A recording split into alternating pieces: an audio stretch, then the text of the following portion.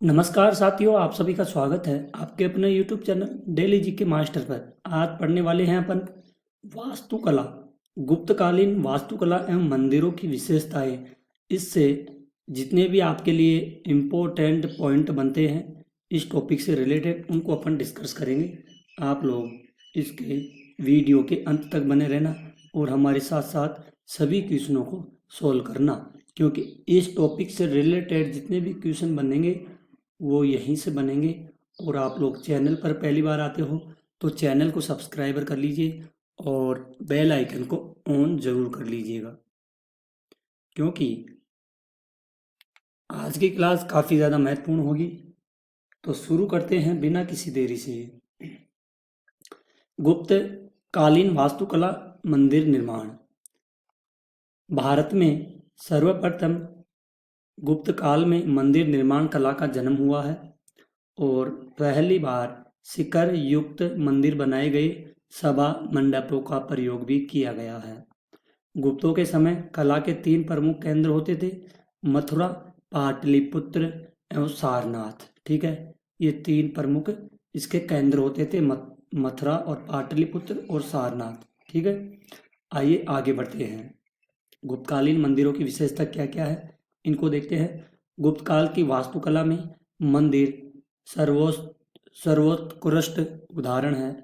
ईंट व पत्थर से निर्माण होता था और मंदिर निर्माण ऊंचे व सपाट चबूतरे पर होता था। चढ़ने के लिए सीढ़ियां भी थी। आगे आता है गर्भगृह के द्वारपाल के रूप में मकरवाहिनी, जिसको गंगा व कुर्मवाहिनी यमुना और आकृति अंकित होती थी। ठीक है, प्रारंभ में मंदिर की छत चपटी थी व बाद में शिखर भी बनाए जाने लगे थे। मंदिर के अंदर वर्गाकार कक्ष होता था जिसमें प्रतिमा रखते थे। इसे ही गर्भगृह कहा जाता था। आगे बढ़ते हैं। कालिदास ने गुप्तकालीन मंदिरों पर शंख पद के अंकन का उल्लेख किया है। किसके द्वारा? कालिदास के द्वारा। गुप्त काल में सिरपुर व भीतरगांव के मंदिर ही ईंटों से बने हैं, दूसरे मंदिर पत्थरों से निर्मित हैं। गुप्त काल में 4 सिंहों की मूर्तियां एक दूसरे पीठ सटाए हुए वर्गाकार स्तंभों के शीर्ष भाग होते थे। पंचायतन शैली का प्राचीनतम उदाहरण देवगढ़ का दशावतार मंदिर, इसको नोट कर लेना। शिखर युक्त मंदिर का प्रथम उदाहरण है। ठीक है, अब बढ़ते हैं गुप्तकालीन प्रमुख मंदिर कौन कौन से हैं। पहला आता है सांची का मंदिर। आइए सांची के मंदिर को देखते हैं। सांची के महास्तूप के दक्षिण पूर्व की ओर बने इस मंदिर की संख्या कितनी है? 17 इनकी संख्या है। इसमें छत कप सपाट, गर्भगृह चौकोर, सामने छोटा स्तंभ युक्त मंडप, यह आकार में छोटा है। गुप्त काल का प्रारंभिक मंदिर भी है। ठीक है, दूसरा मंदिर आता है भुमरा का शिव मंदिर। इम्पोर्टेंट है, मैं पहले ही बोल चुका हूँ, आप लोग वीडियो के लास्ट तक बने रहना। सारे के सारे इस टॉपिक से जितने भी क्वेश्चन या पॉइंट बनेंगे काफ़ी ज़्यादा महत्वपूर्ण है। तो भुमरा का शिव मंदिर 5वीं शताब्दी ईस्वी में बनाया गया है। मध्य प्रदेश के सतना जिले में भुमरा नाम के स्थान पर है भुमरा का शिव मंदिर। गर्भगृह पाषाण निर्मित प्रवेश द्वार पर गंगा यमुना की आकृति का अंकन किया गया है। गर्भगृह के अंदर एक मुखी शिवलिंग भी स्थापित किया गया है। के.डी. वाजपेयी ने वर्ष 1968 में सतना जिले के उचेहरा के पास पीपरिया नामक स्थान से विष्णु मंदिर व मूर्ति की खोज भी की थी। इसके अलावा गुप्तकालीन मंदिरों के अवशेष सतना में खो है, नागौद, जबलपुर में मणि स्थानों से प्राप्त हुए हैं। अगला मंदिर आता है साथियों तीसरे नंबर का तिंगवा का विष्णु मंदिर। तिंगवा का विष्णु मंदिर मध्य प्रदेश के जबलपुर जिले में स्थित है। तिंगवा का विष्णु मंदिर। तिंगवा के विष्णु मंदिर के बीच में एक गर्भगृह भी है और स्तंभों के ऊपर कलश व कलशों पर सिंह की मूर्ति भी स्थापित की गई है। काफ़ी ज़्यादा यूजफुल होगी आज की ये हिस्ट्री की क्लास। आगे है प्रवेश द्वार के पार्श्वों पर गंगा यमुना की आकृति व उनके वाहन सहित उत्कीर्ण भी किया गया है। चौथे नंबर पर आता है एरन का विष्णु मंदिर। यह मंदिर मध्य प्रदेश के सागर जिले में एरन नामक स्थान पर स्थित है। यह विष्णु मंदिर अब ध्वस्त हो चुका है। केवल गर्भगृह का द्वार व सामने 2 स्तंभ खड़े हुए अवशेष बने हैं। 5वां आता है नचना कुठार का पार्वती मंदिर। मध्य प्रदेश के पन्ना जिले में अजयगढ़ के समीप प्राप्त हुआ है। यह मंदिर 5वीं शताब्दी ईस्वी में बनाया गया है। यहाँ चारों ओर परिक्रमा पथ भी बनाया गया है। नचना पठार का पार्वती मंदिर पर।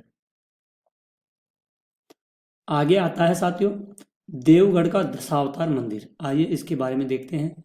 यह मंदिर उत्तर प्रदेश के ललितपुर प्राचीन झांसी जिले में देवगढ़ नामक स्थान से प्राप्त हुआ है। यह मंदिर पंचायतन शैली में निर्मित है और इसमें गर्भगृह के ऊपर 12 मीटर ऊंचे शिखर का निर्माण भी किया गया है। यह गुप्त काल का प्रथम शिखर वाला मंदिर है जो वास्तुकला का उत्कृष्ट नमूना माना जाता है। देवगढ़ के दशावतार मंदिर में वास्तुकला का विकसित रूप पाया जाता है।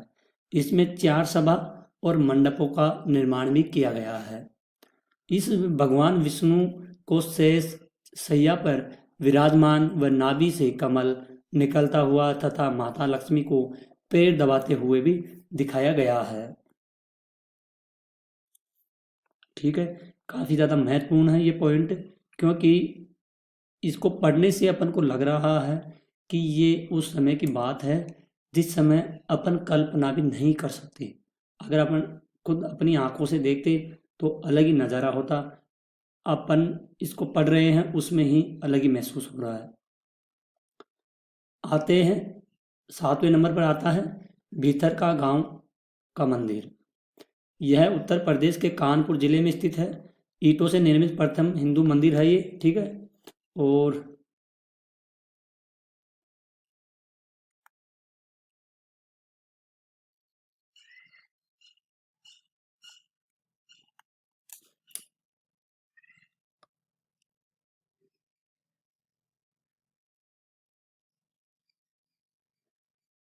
साथियों आगे बढ़ते हैं। इस मंदिर का निर्माण ईंटों से किया गया है। किससे किया गया है? मंदिर का निर्माण ईंटों से किया गया है। इसको जरूर ध्यान में आप लोग रखिएगा। ये ईंटों से किया गया है। इस मंदिर की हजारों उत्खनित ईंटें लखनऊ संग्रहालय में सुरक्षित है। यह वर्गाकार चबूतरे पर बना हुआ गर्भगृह भी वर्गाकार है। गर्भगृह के सामने मंडप भी है, ध्यान में रखिएगा। आइए बढ़ते हैं आगे की ओर। यह मंदिर भी शिखर युक्त है। भारत में पहली बार इसके शिखर में मेहराबों का प्रयोग हुआ। बाहरी दीवारों में बने ताकों में गणेश, आदिराव, नदी, दुर्गा आदि की मर्न मूर्तियां भी रखी गई है। छत्तीसगढ़ के रायपुर जिले के सिरपुर नामक स्थान से ईंटों से निर्मित एक अन्य मंदिर प्राप्त हुआ है जिसे लक्ष्मी मंदिर कहा जाता है। राजस्थान के कोटा से मुकुंद दर्रा, जो कोटा का दर्रा है, इस मंदिर प्राप्त हुआ जो प्रारंभिक गुप्त मंदिर है। शिव मंदिर है खोह, नागौद मध्य प्रदेश में स्थित है। आइए अजंता की गुफाएं के बारे में देखते हैं। यह महाराष्ट्र के औरंगाबाद जिले में सह्याद्री पहाड़ियों को काटकर बनाया गया है। यहाँ कुल 9 गुफाएं हैं। गुप्तकालीन गुफा 16 से 17 है। खोज 1819 में की गई और मद्रास रेजिमेंट के एक सैनिक विलियम एरिक्सन के द्वारा भी की गई है। इन गुफाओं का निर्माण वाकाटक नरेश पृथ्वीसेन सेकंड के सामंत वराहदेव व्याघ्रदेव द्वारा करवाया गया था। इन गुफाओं का आकार घोड़े के पैर की नाल के आकार का है। और चैत्य गुफाएं विहार बौद्ध मठ की संख्या 4 है, जो गुफा संख्या और 9, 10, 19 और 26 में स्थित है। पहले सर्वाधिक चित्र गुफा संख्या 16 में थे, परंतु अब सर्वाधिक चित्र गुफा संख्या 17 में है। इसे चित्रशाला कहा जाता है। कई इतिहासकारों के अनुसार गुफा संख्या 16, 17, 19 गुप्तकालीन मानी गई है, लेकिन प्रमाणिक पुस्तकों में केवल गुफा संख्या 16 व 17 का उल्लेख किया गया है। अजंता गुफाएं के चित्र पारलौकिक धार्मिक हैं। आगे आते हैं। गुफा संख्या 8, 13 हीनयान बौद्ध से संबंधित है। इन समस्त गुफाओं में गुफा संख्या 13 सबसे प्राचीन गुफा भी है। अजंता की गुफा बौद्ध धर्म के महायान शाखा से संबंधित है। गुप्तकालीन मूर्ति कला और मूर्ति निर्माण के प्रमुख केंद्र कौन कौन से हैं, आइए देखते हैं। पहला आता है मथुरा। इस मूर्ति कला में खड़े बुद्ध की प्रतिमा का दर्शाया गया है। सारनाथ में इस मूर्ति कला में बैठे हुए बुद्ध की प्रतिमा का दर्शाया गया।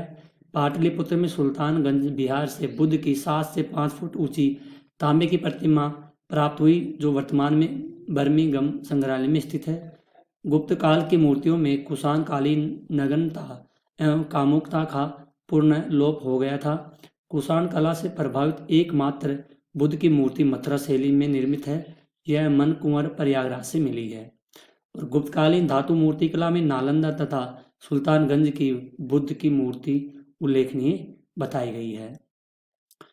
मुंडित सिर वाली गुप्तकालीन बुद्धि मूर्ति मानकुंवर प्रयागराज से प्राप्त हुई।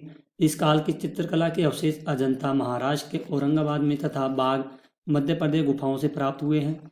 बाघ की गुफाएं ग्वालियर के समीप विंध्य पर्वत को काट कर बनाई गई। 1818 ईस्वी में डेजरफील्ड ने इन गुफाओं को खोजा, जहां से 9 गुफाएं मिली है। बाघ गुफा के चित्र आम जन जीवन से संबंधित है, लौकिक जीवन है। महरौली लोह स्तंभ से जानकारी मिलती है कि चंद्रगुप्त ने विष्णु पद नाम पर्वत पर विष्णु स्तंभ स्थापित करवाया गया था। तो साथियों, आज की क्लास यहीं पर ख़त्म होती है। आई होप अगर आपको अपने सर की वीडियो क्वालिटी कंटेंट पसंद आया है तो प्लीज़ चैनल को सब्सक्राइब जरूर कर दें और बेल आइकन को ऑन कीजिए और वीडियो को लाइक शेयर ज़रूर कीजिए और वीडियो में कमेंट करके बताइए कि आपको क्लास कैसी लगी है। और साथियों, अपन ऑल कंपटीशन एग्ज़ाम के लिए क्लासें लेकर के आते हैं, जो सभी एग्ज़ामों के लिए काफ़ी ज़्यादा महत्वपूर्ण साबित होती है। आप लोग हमेशा कोई सी भी वीडियो हो, अपनी वीडियो के लास्ट तक रहना है और अपने जितने भी दोस्त हैं, रिश्तेदार हैं, उनको बताइए अपनी क्लास के बारे में, ताकि वो भी पढ़ सके। तो साथियों, आज के लिए इतना ही। मिलते हैं एक और अगली न्यू क्लास में। तब तक के लिए धन्यवाद। जय हिंद, जय भारत।